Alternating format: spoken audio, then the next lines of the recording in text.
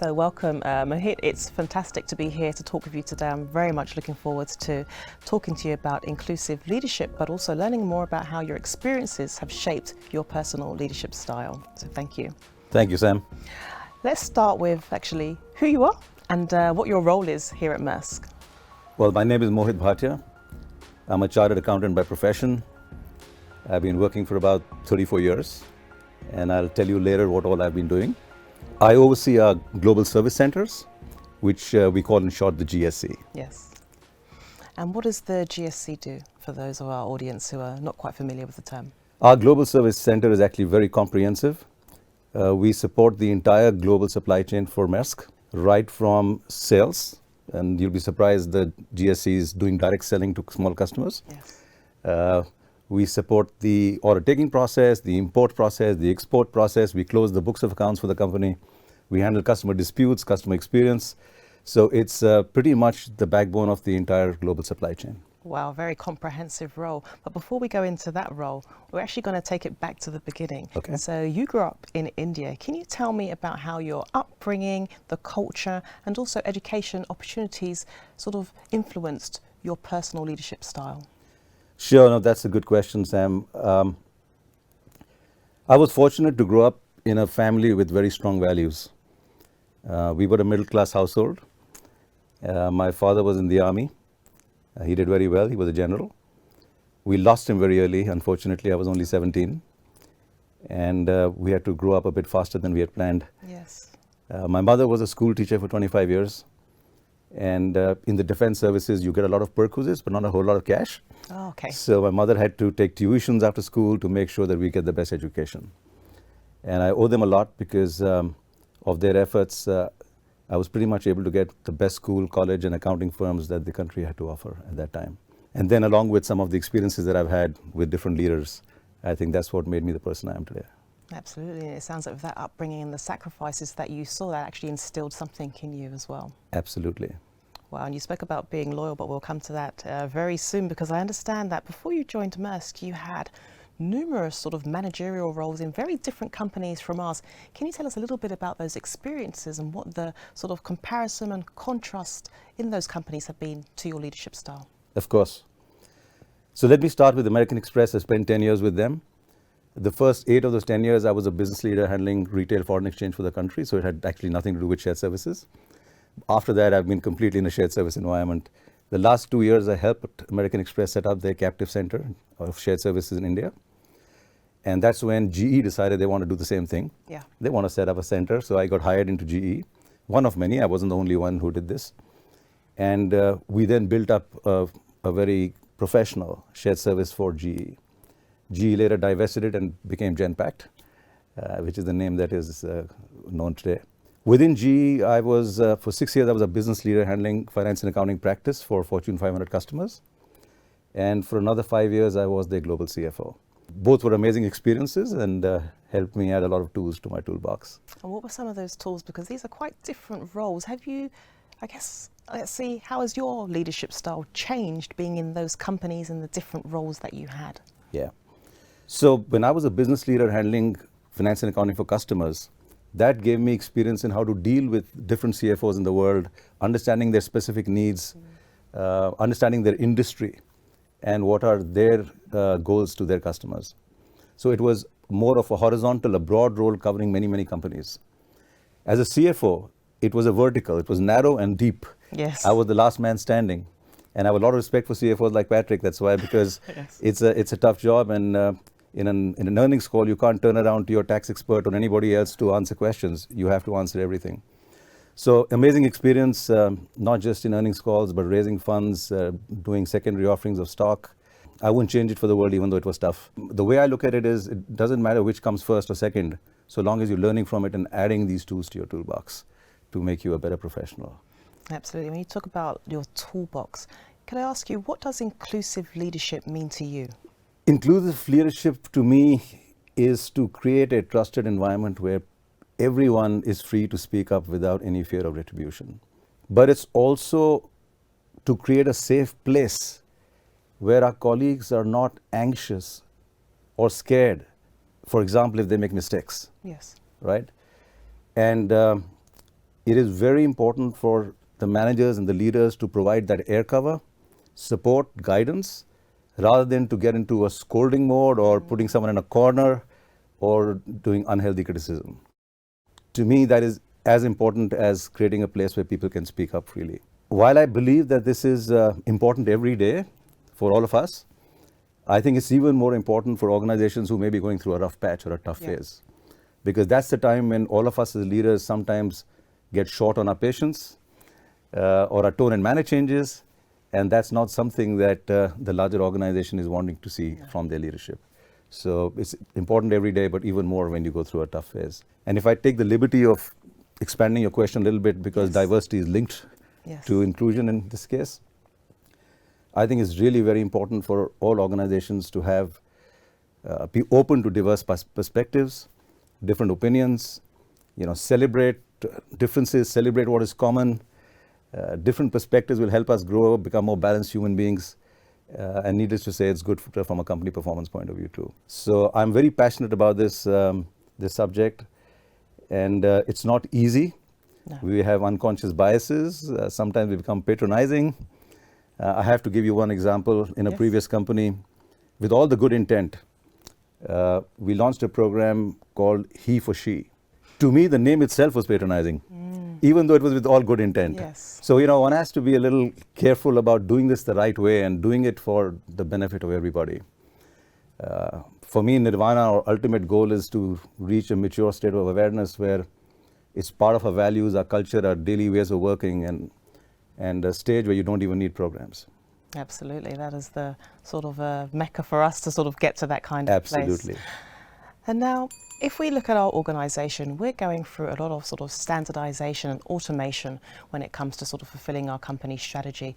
But how do you balance that with making sure that our people are understood, that they feel that they're heard when we're going through these types of changes? Part of the answers in the question that you asked, employees and colleagues love to be heard, to be listened to. There has to be a constant two-way communication, and one should not discount at all the importance of this communication. Then automation and standardization, one must understand, are not anti-customer or anti-employee. In fact, on the contrary, if done well, they will improve our customer journeys and enrich our talent, making them free for even more important things. To me, everybody wants to add value and not be stuck with complex manual work all the time, right? And if we do a good job on standardization automation, we'll actually enrich their talent, give them more opportunities for career and growth. One should not discount, like I said before, the fact that we need to listen to them, whether it's for new ideas or to alleviate concerns. Yes. And then I think it also requires some amount of change management, which I'll volunteer. I haven't seen many companies do well. No. And what do you think is actually the challenges? Why are companies sort of struggling to do this change management, as you've alluded to? The impact of some of the change is felt across the organization. And the change management, therefore, is not something that somebody at the center can drive. It's not that I'm the leader, so I'll do the change management. It has to be done collaboratively across the organization. So if there's an impact happening in Europe or in China or in India, then we need the local leadership to collaborate to do that change management on the ground. Yes. People want to be heard by the leaders on the ground. Is my leader coming, walking the floor and telling me and answering the tough questions? Yes. Are they answering my tough questions in town halls? So you can't just do that sitting in a corporate headquarters. Everyone has to collaborate together to get it done. And that's easier said than done. Yeah, it can't be done remote. It really is sort of a grassroots collective effort. I'm not saying everybody does that badly, but it takes effort. Absolutely. And talking of effort, when it comes to the Global Service Centre, when we had our sort of half-year pulse check, that area had extremely high engagement scores.